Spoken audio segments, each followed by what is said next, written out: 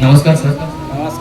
सादरीकरणाच्या आधी एक सांगतो की आज बाकीच्या जे मनोबलचे जे विद्यार्थी त्यांच्याकडून आज कळालं की दीपस्तंभ आणि मनोबलचं वातावरण कसं आहे की सरांनी त्यांना कोणत्याच गोष्टीची कमतरता भासू दिली नाही.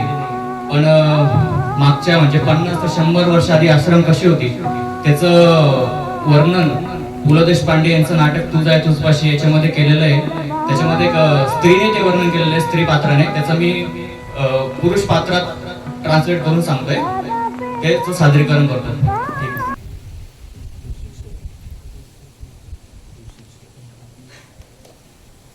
पूर्ण हरवलं तुम्ही मला. हा हा हारायची सवय कस काय सहन करतो म्हणजे. अहो अनाथ मुलगा मी. आजवर जिथं अन्न मिळालं, कापड मिळाली तिथे वाढलं. आमच्या आचार्यांच्या आश्रमात वाढलो मी. आचार्यांनी प्रार्थना कर की प्रार्थना करायची, सूत काढ म्हटलं की सूत काढायचं, रस्ते झाड म्हटलं की रस्ते झाडायचे. असं का, असं केल्याने काय होतं असं कधी विचारलं नाही आम्ही. असं का. तुमच्या बुद्धिबळाने उत्तर दिलंय महाराज. घोडा 2.5 कौल चालतो, हत्ती सरळ चालतो, उंट तिरका चालतो. हे असं असं का चालतात हे त्यांनी विचारायचं नाही. हा सोंगट्यात बाप आहे ना ते. ह्याच पापाच्या भीतीने आमच्या आश्रमातली प्रत्येक स्त्री आणि प्रत्येक पुरुष भेदरलेल्या अवस्थेत वावरत असायचं. आचार्यांनी तर यादीच केली होती बाबांची. अहो कशा कशात पाप नाही. मला आठवतंय मी एक प्राथमिक शाळेत असेल दुसरीला. दुपारच्या जेवणाला माझ्या मित्राने डब्यात कांद्याची भजी आणली. मला फार आवडली. दुसऱ्या दिवशी मी आश्रमातल्या स्वयंपाकीन बाईकडे गेलो आणि सांगितलं त्यांना मला कांद्याची भजी खायला मिळेल का.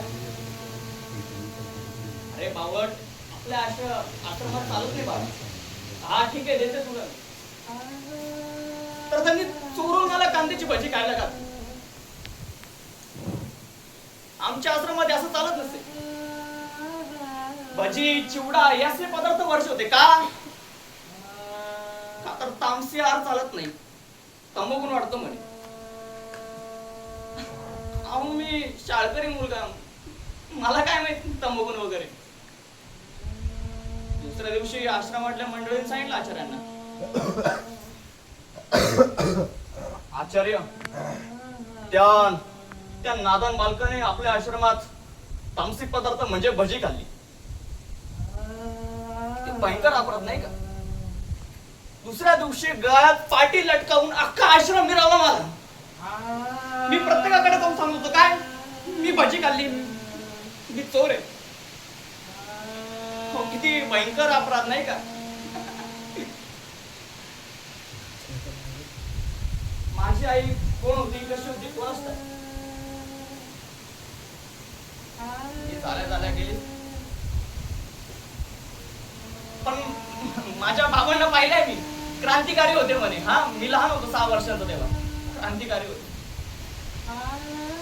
लोकांनी तेच सांगितलं मला. बाबांना तुरुंगवास झाला.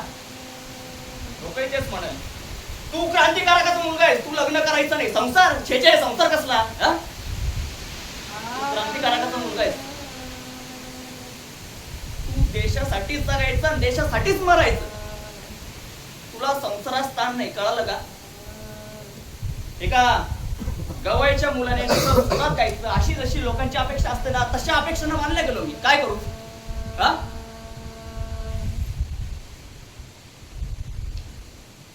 देशासाठीच जगायचं आणि देशासाठीच मरायचं.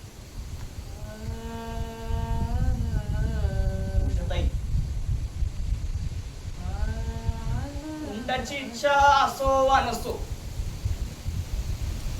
त्याला तिरकत चालावं लागतं.